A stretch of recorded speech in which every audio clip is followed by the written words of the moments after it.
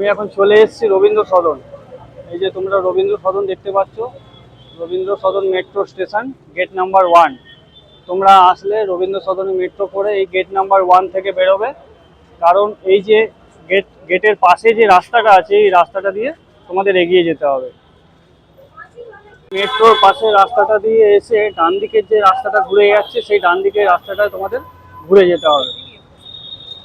রাস্তা পার হচ্ছি, কারণ গন্তব্যস্থলে যেতে গেলে রাস্তা পার হতে হবে, উল্টো পুটে আমাদের গন্তব্যস্থল। পার হতেই তোমরা দেখতে পাচ্ছ হলদিরাম। এই যে হলদিরামের পাশ দিয়ে যে রাস্তাটা যাচ্ছে এই রাস্তা দিয়ে আমরা এগোচ্ছি। এখন আমরা হলদিরামের ফুট ধরে ঠিক দুটো গলি ছেড়ে 3য় নম্বর গলির দিকে এগিয়ে এলে তোমাদের বাঁদিকে টার্ন নিতে হবে। এই যে রাস্তা, বাঁদিকে টার্ন নিলাম, এটা হচ্ছে ক্যামাক স্ট্রিট। এটা ধরে তোমাদের একটু এগিয়ে যেতে হবে। ক্যামাক স্ট্রিটের রাস্তাটা ধরে এগিয়ে আস্তে আস্তে প্রথম গলিটা ছেড়ে সেকেন্ড যে গলিটা, সেই গলিটায় ঢুকলাম, যেটার নাম অ্যালবার্ট রোড। এই যে তোমরা রাস্তাটা দিয়ে আসার সময় দেখবে ভক্তি বেদান্ত স্বামী সরোবর, এখানে একটা ঝিল মতন আছে, পার্ক মতন আছে। এটা অন্ধকারে এখন সন্ধেবেলা বোঝা যাচ্ছে না ঠিক মতন। ঠিক তার উল্টো দিকে আমরা এসে গেছি আমাদের গন্তব্যস্থলে, ইস্কন মন্দিরে। যারা বাইক নিয়ে এসছে তারা এখানে বাইক রেখেছে, দেখতে পাচ্ছ পরপর সব বাইকের লাইন রয়েছে। আর এই হলো আমাদের ইস্কন মন্দির।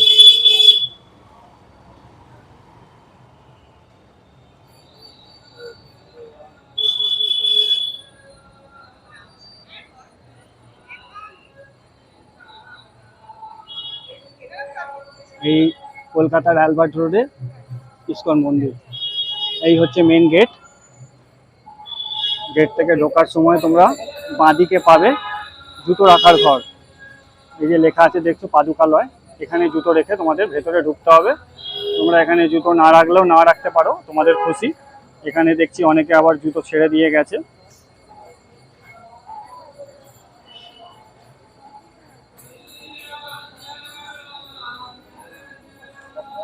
প্রবেশ করে দেখতে পাচ্ছ তোমরা এই যে সিঁড়ি থেকে উপরে উঠে এলাম। উপরে উঠে আসার পর সামনেই রাধা কৃষ্ণের মূর্তি রয়েছে, আর পাশে তুলসী গাছ।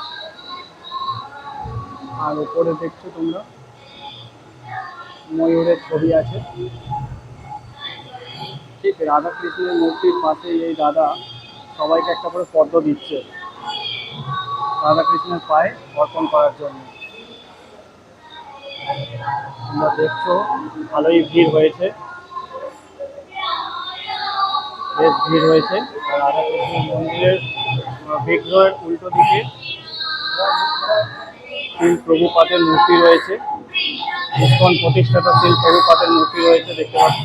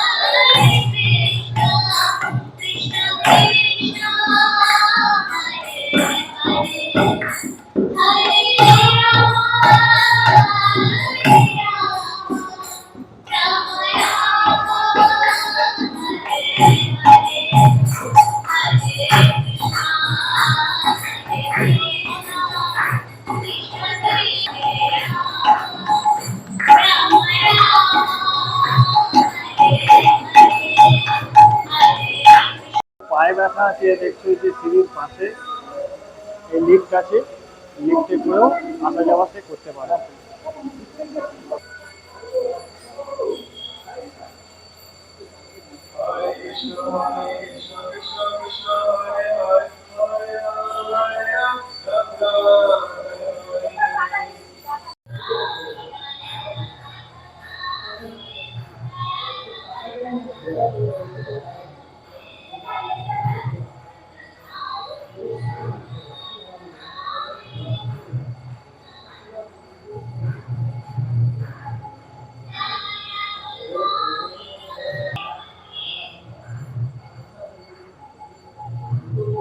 তোমরা যদি পুজো দিতে চাও, পুজো দিতে গেলে এই যে পূজার ডালির জন্য 101 টাকা আছে, 251 টাকা আছে, 501 টাকা আছে, 3টে স্টেপ আছে।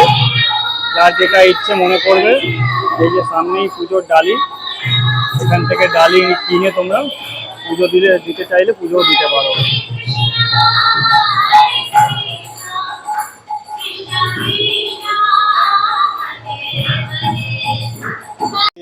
এই যে সিঁড়িটা দেখছো, এই সিঁড়িটা দিয়ে ওপরে যাওয়ার রাস্তা, যেখানে বিগ্রহ রয়েছে, আর ঠিক তার পাশেই যে রাস্তাটা দেখছো, এই রাস্তাটা দিয়ে গেলে এখন বন্ধ আছে।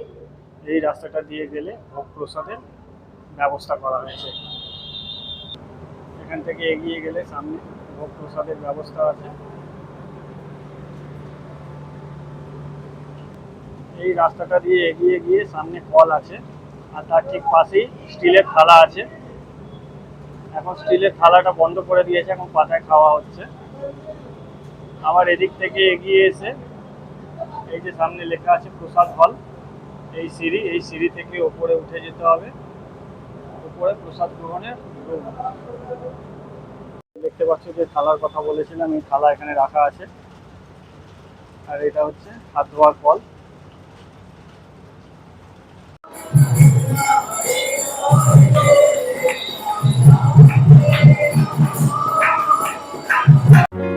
এবার তোমাদের বলে দিই মন্দির খোলা ও বন্ধের টাইম। মন্দির খোলে সকাল 4:30, আবার বন্ধ হয়ে যায় দুপুর 1টায়। আবার 4টে অবধি বন্ধ থাকে, 4টের সময় মন্দির খোলে, এটা গিয়ে আবার বন্ধ হয় 8:30টার সময়। এই ইস্কনে এসে যদি তোমরা প্রসাদ গ্রহণ করতে চাও, তাহলে তোমাদের প্রসাদ মূল্য লাগবে 60 থেকে 70 টাকা নর্মাল দিন। আর যদি শনি রবি হয় বা বিশেষ দিন হয়, তাহলে 80 থেকে 100 টাকা লাগবে। ইস্কনে ঢুকতে গেট থেকে এই যে এটা দেখছো গিফট শপ, আর এই পাশে গোবিন্দা রেস্টুরেন্ট।